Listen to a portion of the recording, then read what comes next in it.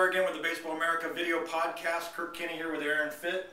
Aaron, today started with lightning and ended with thunder. We had a 2.5-hour rain delay before LSU defeated Arkansas 12-5 to get to the finals.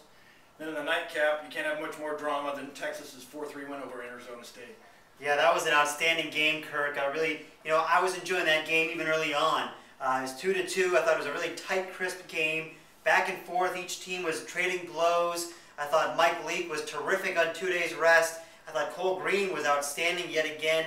That hard slider, I love watching that guy pitch, Kirk, because that slider is one of the best pitches you'll see in Omaha here. Not a guy that not a lot of people talk about, but the starting pitchers were terrific. Then you go to the bullpens, Austin Wood, Mitchell Lamson, the outstanding left-handers, going back and forth, trading zeros for a couple of innings. You get to that crazy ninth inning. Arizona State gets a 3-2 lead in the top. The way Lamson's pitching, you think, hey, they're going to force this into a game tomorrow. Then here we go, bottom of the ninth, Texas Magic. At that point, Lamson had retired 6 straight batters heading into the bottom of the ninth. He struck out 2 of them. And I'm thinking to myself, the story of this game is Arizona State. Jason Kipnis, the way he's grinding in this game. And then you get a big hit from Zach Wilson, who was a big-time recruit for the Sun Devils, who hasn't done a whole lot this year, but he was probably the top recruit in their class, Kirk. People forget about because he hasn't played a lot. A big star at Long Beach Wilson High School. He comes up with a big RBI triple on top of the ninth. I'm thinking that's the story. And then all of a sudden, there's 1 out in the ninth inning. Arizona State 2 outs away from tying this thing. 1 swing of the bat from Cameron Rupp, and we got a tie ball game. I think it's still going out there. It's still going over that batter's eye somewhere. That was just a blast. Probably the hardest home run I've seen here, Kirk, since Chris Dominguez in 2007. Hit a couple of balls out that way. Someone asked Rupp in the press conference, did you know it was gone? He's like, oh yeah. Oh yeah. Yeah, and I thought it was funny also when the players said right away, oh, there's no question that's the longest home run I've ever seen. So, it was a blast. That kid is a strong kid. And that's the thing is when you look at Texas's home run numbers this year, they really don't tell a story with this team. They have more power than their numbers dictate or indicate. They've got Cameron Rupp is a big physical home run hitter in the middle of the lineup. We know Kevin Keys has a lot of strength. They've hit the long ball here with Russell Moltenhauer. Connor Rowe can run into one now and then. They've got some guys who can hit out of the ballpark. And tonight that was the difference, because after Cameron Rupp, of course, you had Rowe come up and hit the walk-off home run to left field. So very exciting game.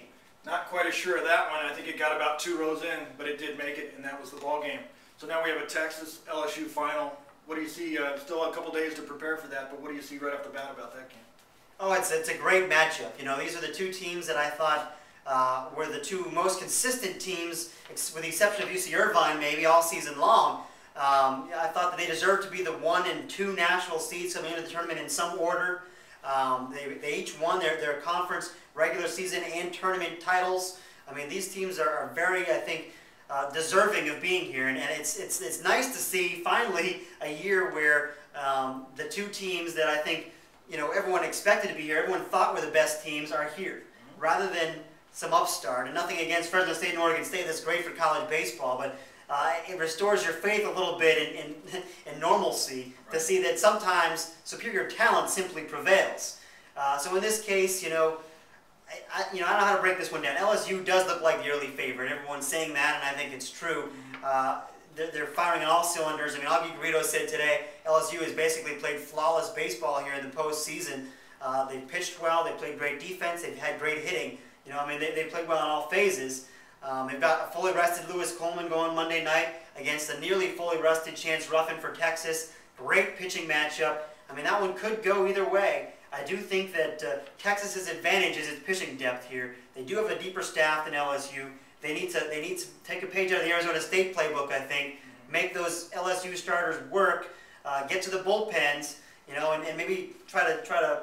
If this series goes 3 games, Kirk, I think that's in particular where you'll see Texas with an advantage. And they always seem to have some kind of resourcefulness to figure out a way to make it happen. So starting Monday, we'll have the College World Series Finals, best of 3 series. We'll see you then.